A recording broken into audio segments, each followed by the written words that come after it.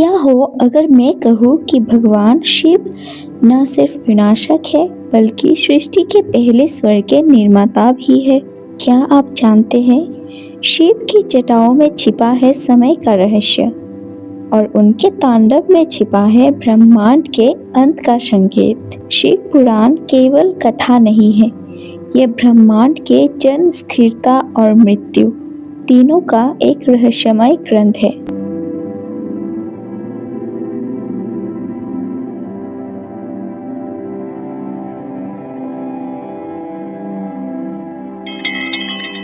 शिव पुराण बताता है कि जब कुछ भी नहीं था, न आकाश, न पृथ्वी, न समय, तब केवल महाशिव थे।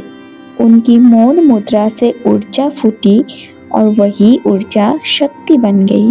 इस मिलन से सृष्टि का आरंभ हुआ। ये कोई विस्फोट नहीं था, बल्कि एक दिव्य नृत्य था, आदि तांडव।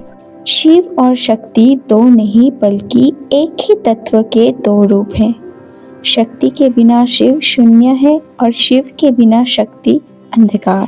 उनका मिलन अर्धनारीश्वर रूप में ब्रह्मांड को संतुलन देता है। शिव पुराण कहता है कि शिव की इच्छा से ही ब्रह्मा उत्पन्न हुए सृष्टि निर्माण के लिए, विष्णु हुए पालन के लिए और रुद्र हुए संहार के लिए। जब गंगा को पृथ्वी पर उतरना था, तब उसका वेग इतना प्रचंड थी कि पृथ्वी टूट सकती थी। तब शिव ने अपनी जटाओं में उसे रोक लिया और धीरे धीरे उसे पृथ्वी पर प्रवाहित किया।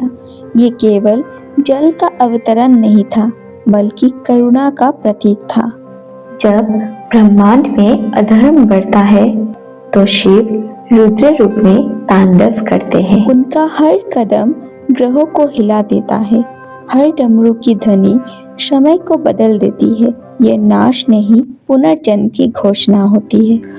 पार्वती जी ने कठोर तप किया ताकि वो शिव को पति के रूप में पा सके। उनका प्रेम त्याग और समर्पण का प्रतीक बन गया।